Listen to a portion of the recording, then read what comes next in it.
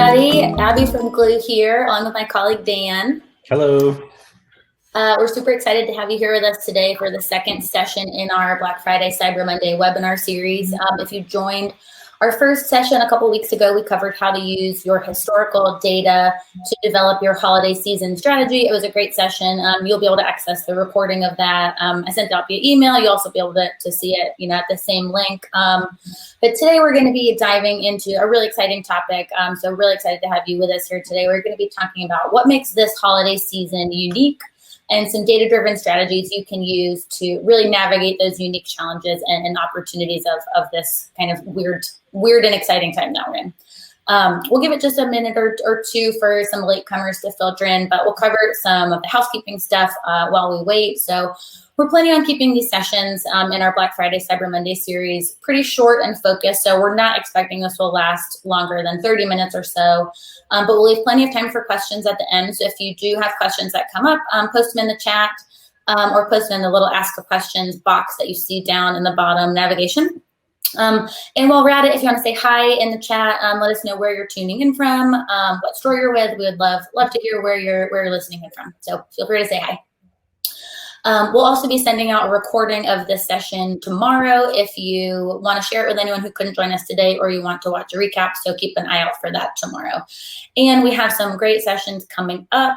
We'll get into those topics at the end of our time here today, and you'll also get a reminder about those sessions as we get a little bit closer. Awesome. So I see some people joining. So as I think we can go ahead and get started. Dan, if you want to share your screen. Sweet, you got it. And let me see here. Awesome. Very good. I'm going to turn our videos off just so you guys can see the whole screens, and we will pop back in once we are done with the screen share. Cool. So, all right, we'll go ahead and get started. Again, thank you guys for joining us. We're really excited to have you with us today. I'm going to give just a quick overview of what we're going to be covering today before I hand it over to Dan for kind of the bulk of the session. So our topic today is from COVID spring to Black Friday, Cyber Monday, fall, what you need to know to drive growth this year. We're going to kind of be using Black Friday, Cyber Monday, or BFCM as a shorthand throughout these sessions. But by that, we really just mean the holiday shopping season as a whole, not necessarily that one weekend in November. I think that's kind of common knowledge. You might be starting the holiday shopping season now already. I think a lot of people are. So today we're going to be covering a few key differentiators about this upcoming BFCM, what makes it unique, what merchants are kind of looking ahead at, and the unique opportunities and challenges that those things present. And then we're going to be diving into a few of those trends and taking a look at how you can use the data you have to really make sure that you're making the most of this season.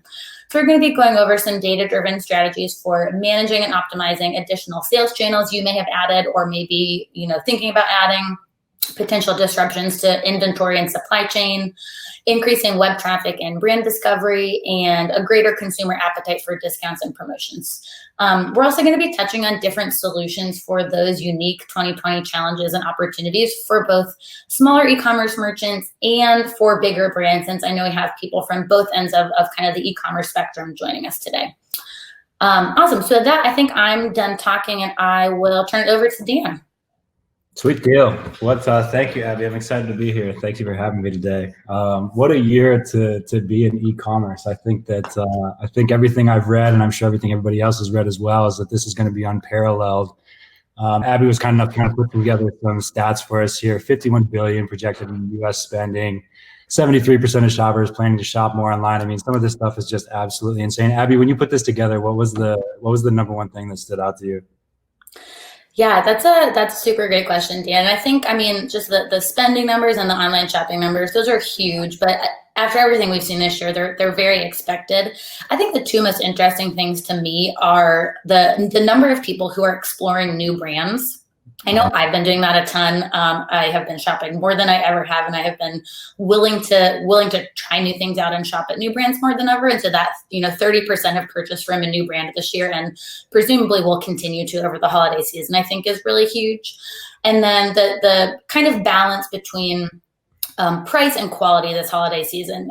Google has seen a 60% increase in searches for quote unquote best affordable products. So people are really looking for deals, but at the same time, they're not trying to kind of, try to give up quality at the same time. So I think finding that balance is also going to be really key this holiday season. Yeah, definitely. I agree. I think for me, as I was reading through these slides you put together, this one right here, 25% started holiday shopping in late August. And this just like dawned on me because I kind of joke every year, it seems like it's bumping up earlier and earlier.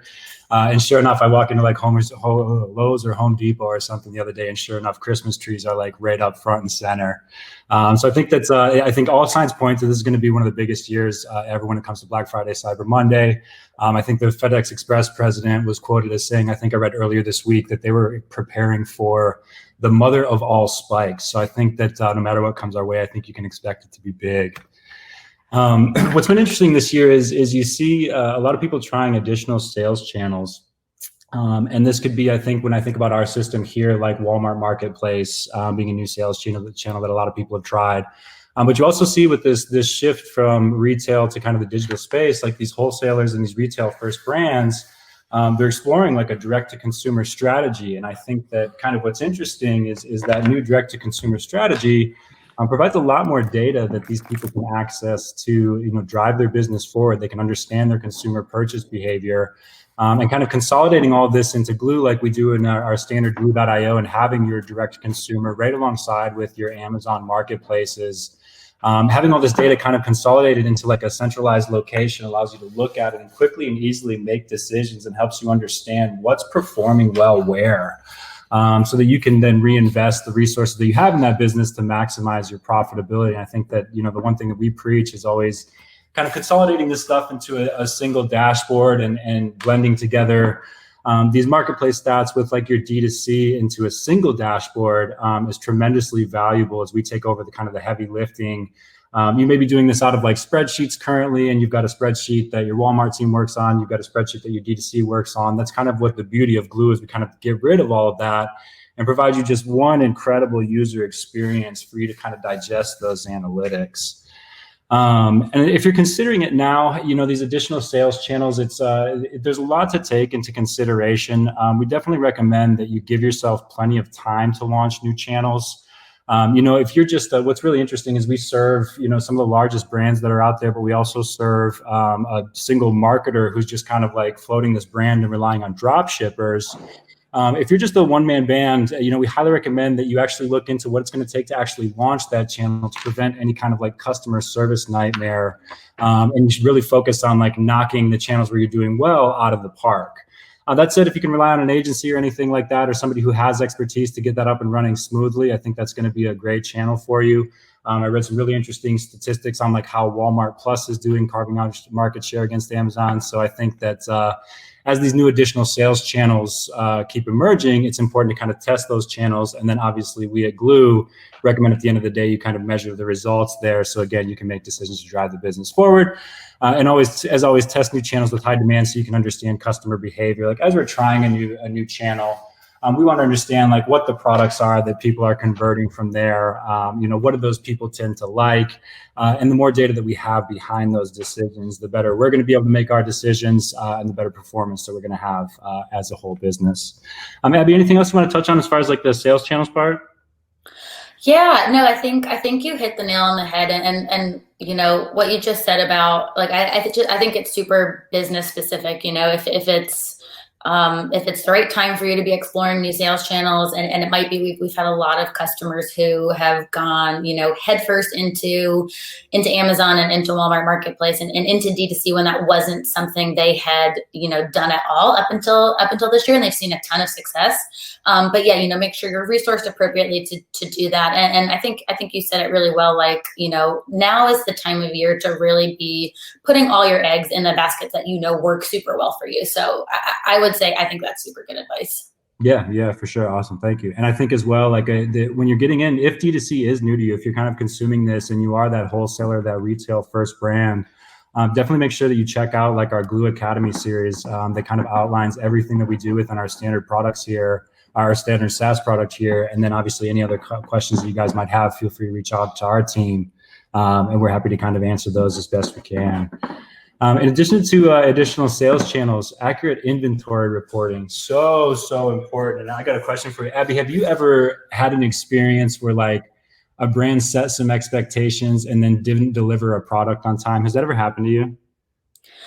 Yeah, actually, yeah, super frequently. And, even more frequently now, I would say with, like I have a ton of empathy for what brands are going through right now because shipping is so strange and, the supply chains are so strange. But yeah, I mean, there are some brands who I think are handling it super well. And there are some brands who are not handling it well. You might order a product and you get an email 2 days later that says, shipping is going to be delayed 4 weeks or something. That's never something as a consumer that you want to have to go through. Yeah, definitely. And getting this right is very important, just like you said, because of that customer experience. And I think like what's interesting is you have these, channels like Amazon that have put they've set such high consumer expectations on the delivery, and they've got these great things like 2-day shipping.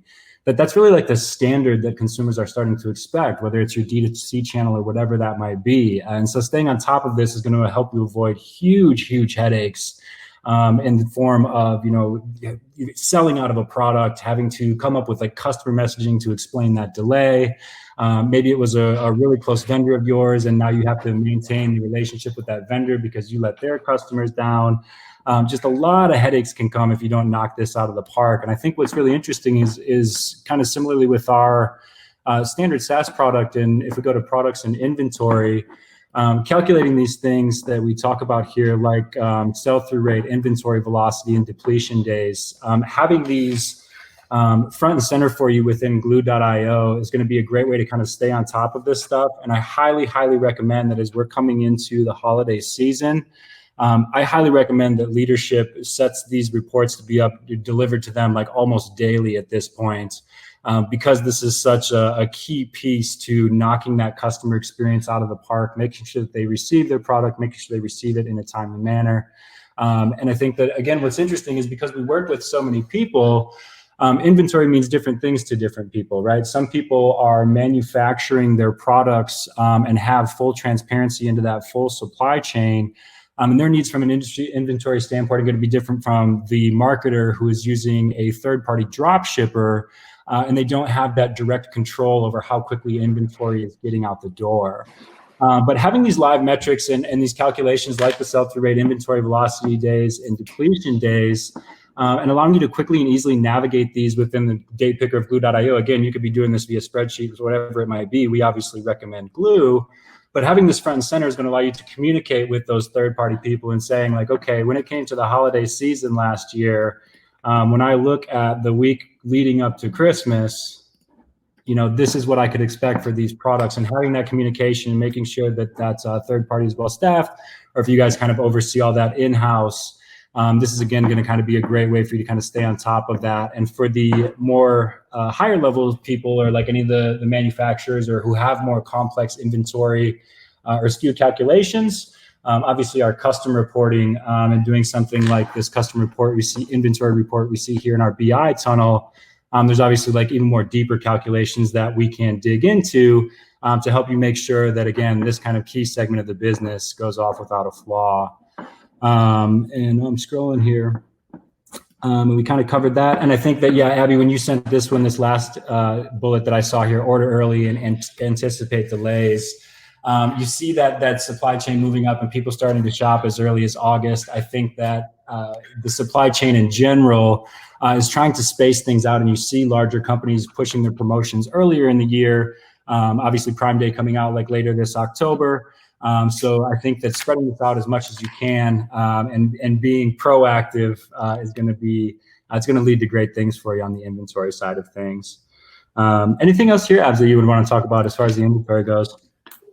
Yeah. And I was just going to add on that last point, like, I think that's the one thing that I keep seeing come up, in Facebook groups that we're in with the merchants that we talk to on a daily basis. Like the number one piece of advice they're kind of getting is like, order, stock up on your inventory now, order more than you think you'll need.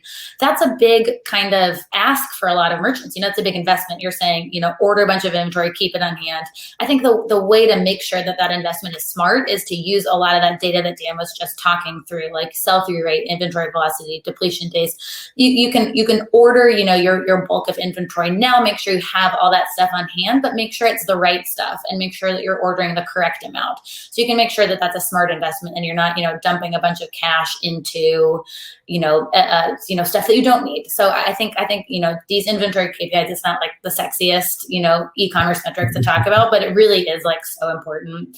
Another thing, you brought this up at the beginning, but I'm a communications person at heart. Like I think the key here is just setting expectations with your customers and just really nailing the communications side of things. Like people know what's going on this year. They understand that there could be shipping delays. They understand that items might be out of stock. Just set the expectation. If you communicate with them, like you're not going to have any issues. Like I think that is the critical piece at the end of the day. Yeah, definitely. I agree. 100%. Inventory. Accurate data just makes your life so much easier. That's the key theme that we can take away from this. Yep. Awesome. And so what's interesting too is optimizing this online traffic. So as Abby kind of mentioned, more people are shopping online and open to brands this year than ever before. I think that previous slide said like 30%. How many new brands have you bought from this year, Abby? I think I was counting as I was preparing for this. And I think I'm like up to 5, which like for me, I'm not a huge shopper. Like 5 new brands was huge for me this year. Yeah, that's a good question. I'm probably somewhere in the ballpark of that. I've noticed, I was thinking about this the other day, I was shopping for a bunch of fall clothes and like the method by which I shop has changed now because of, how targeted and how great online advertising is. I've realized I'll go and search for a couple things online. I'll click around and then I'll kind of just sit back and wait to get ads and see like what new brands I find that way. I don't know if that's weird or not. I've been looking for like a matching sweatsuit because I really want one of those for like work from home days. Yeah. And so I looked at a couple brands, I found a couple that I liked, and now I'm just like, I'm going to wait for a couple weeks and see what new brands are introduced to me via social media. Yeah. And so I feel like I'm probably not the only person that's doing that. Like I'm very, very open. Like I want to do that brand discovery. So I think that's a really interesting kind of facet of online shopping this year and just in general right now. Yeah. And as I think about this challenge too, with like increased shopping too, like I interact with a brand like on multiple channels, right? And I think that for a brand, what's interesting is different people are going to live behind each of these channels. Like the demographic that CPC Bing is going to be ripe for maybe a little bit different than CPC Google. And I think that when it comes to optimization, this is where I really love Glew.io's capability to filter and kind of digest the data in ways that previously have been like really, really difficult to access. This provides us with a great user interface to allow us to kind of navigate this. And if I look at like the day picker for the holiday season, for example, and set this here for my product list, I can see like the quantity sold, and you can see here I'm taking a look at a customer lifetime value of people who have purchased this. But what gets really interesting to me is now I can apply a filter here and then say, okay, I want you to show me the people who first converted from CPC Google. If I isolate and take a look at this, and these are the products that we moved during the holiday season when the people came through from CPC Google, these are the products, like if somebody's clicking through from a CPC Google ad, this is what I would be leading that landing page with, because this is, again, attracting the people who are coming back and making repeat purchases from you. And this information is so profound, and how quickly and easily I can actually just click this filter and say, okay, how does this differ from CPC Bing? And you can see here like completely different product categories pop up and populate here within Glew.io, because again, these are going to be people who are acquired from those different individual channels. So that's what we mean as far as like optimization going, is like, where do these people live? How can we find them? What kind of products do we like? If we can connect those dots as marketers, and this is specifically obviously on the marketing side of things, we're going to be very successful, and we're going to drive a lot of profitability to the store. In addition to identifying your highest performing channels by customer acquisition, lifetime value, and return on ad spend, again, I'm not familiar with another tool where this stuff is just immediately available out of the box. Just connect your services. and come down to your lifetime profitability by channel here. And again, if we take a look at the holiday season, November through December of 2019, these were the channels that we were acquiring new customers. And if that's the goal as we come into this Black Friday, Cyber Monday of 2020, these are the channels that I'd be investigating if my goal is new customer acquisition. And that complicated metrics like return on ad spend, taking from multiple sources, blending that together and kicking it out for you in this beautiful user interface is a lot of what we preach here at Glew. And identify your best products for customer acquisition and LTV. I think that goes into like our customer segments and investigating the behavior of customers there. Taking a look at when we open this up here, what are our first-time purchasers buying? What are the repeat purchasers buying? We can delineate that here within standard Glew.io. And then obviously, once we start to get a little bit deeper into the Glew Plus and the higher levels of subscription, we can actually dig into in what order do people actually buy things from us. Once they purchase X, what are they likely to come back and grab? And all this has to do with optimizing that online traffic. So again, at the end of the day, we are the most profitable that we can possibly be. Anything else you want to touch on there, Abby? Yeah, I mean, what you're getting into right now, I think it's, you know, as a marketing person myself, like it's some of my favorite kind of pieces of Glew. I think it's just like so powerful and so interesting. The stuff you did at the beginning, like looking kind of at, you know, products, you know, most purchase products by channel and sorting that by LTV, that kind of just always blows my mind. Like that's just such useful information when you're kind of laying out your holiday marketing strategy, thinking about which products you want to promote where. And really at the end of the day, it's all just about making sure you're using your marketing resources. Everybody, no matter what your budget is, you have limited resources and limited spend, you know, to some degree. It's just about making sure you're utilizing those resources in the smartest way possible. And I think that's more important right now than ever. Like you want to be firing at 100% on all of your cylinders. And this is a really great way to do that. It's just making sure you're thinking strategically kind of about every piece of your marketing strategy. And you need kind of this data to be able to do that. And, you know, at a very basic level, I mean, it's just about meeting your customers at the right time, you know, in the right place with the right products. And I think this really helps you do that. Yeah, perfect. Well, very well said. And our last kind of touch here, going into profitable discounts and promotions. So best affordable, 60, was that a 60% increase in the best affordable searches on that original slide? Is that what that said? Yeah, I think so. Yeah. Okay, that's really, really interesting. And I'm thinking about all these different products where it's like I don't want the best one, but I want the most affordable one. That's a really interesting kind of psychology concept to me. And still looking for discounts, but they don't want to devalue your brand or eat into your bottom line. And I think that one thing that I see across a lot of our clients is the focus on not being so discount heavy, but trying other different ways to incentivize people to convert on that discount. And I want to share a story here actually, because I thought this was really interesting. Our colleague Lindsay shared a case study via our group Slack, where she was working with a client and she took a look at just their full price customers and just their value shoppers. So the value shoppers being anybody who only converts off of a discount, and anybody who'd be interested in looking at information in Glew.io, just click into your customer segments, and those will be predefined segments that we provide for you there. And when they ran through that calculation, what was interesting and what they found after they ran through that was that the average order value was higher for the value shoppers, meaning if you presented something at a discount, I was going to check out with a higher cart value. The lifetime value for their full price shoppers and for their value shoppers was virtually exactly the same. And that was really profound to me in the sense that it's not a sense of like discounting or devaluing your brand. It's just a matter of like kind of psychology and the messaging that triggers someone's purchase behavior. Some people are just going to be more inclined to convert if they see a discount put in front of them. And we've got some great ways that we can kind of take a look at in areas that you should discount. So for example, maybe we've got some stale inventory that's just not moving for whatever reason. We could put that at a discount.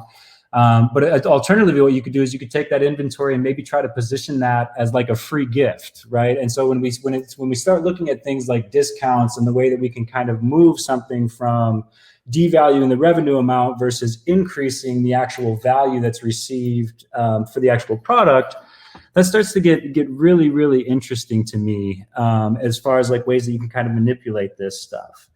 And so kind of thinking again, like not just like, how can I get rid of or remove this inventory, but how can I do so in a way that's intelligent and is going to get me the maximum ROI, whatever that might be, whether it's positioned as a free gift or as a discount. What's interesting as well, and obviously we do some of this right out of the box within Glew.io. Our discount section is really, really great to kind of do some of that analysis for what's working and what's not. But I also read a really, really interesting post on LinkedIn this morning that talked a little bit about, rather than discounting, using services like Afterpay or any of these other like financing type services to, again, psychologically, you're not offering a discount here, but you're saying like, let me break this out into smaller chunks to see like what impact this is going to have and whether or not you're going to convert.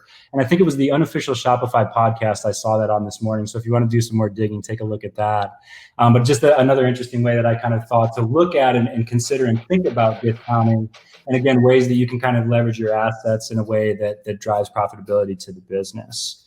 Anything else, Abby, here? Because I know that you were kind of interested in that 60% more affordable search. Yeah, absolutely. No, I mean, I think you hit on a lot of great stuff there. And the finding that you were talking about, that, we've had a couple clients find that their value shoppers are just as valuable to their brand as, some of their VIP customers. I think that was a really interesting finding for me, because I think so often we talk about, making sure that you have the right balance between value shoppers and VIP customers, and you don't veer, too much into the value shoppers bucket.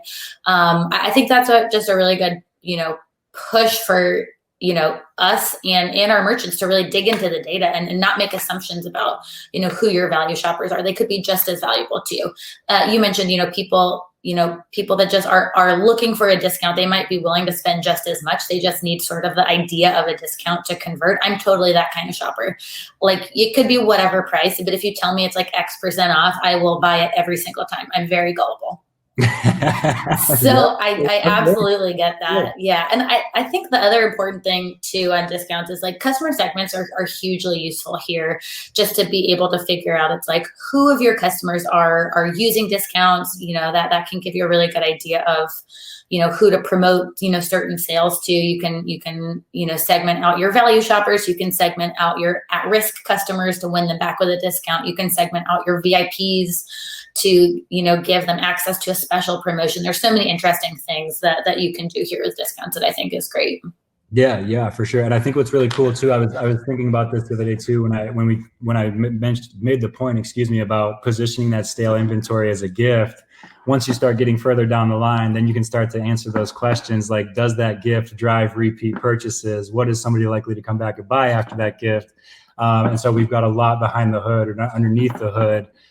Once you've kind of expired the knowledge that you're going to uncover within Glew.io, we obviously have the custom reporting that we can fall back on to kind of further supplement that stuff. And I think I'll close with that.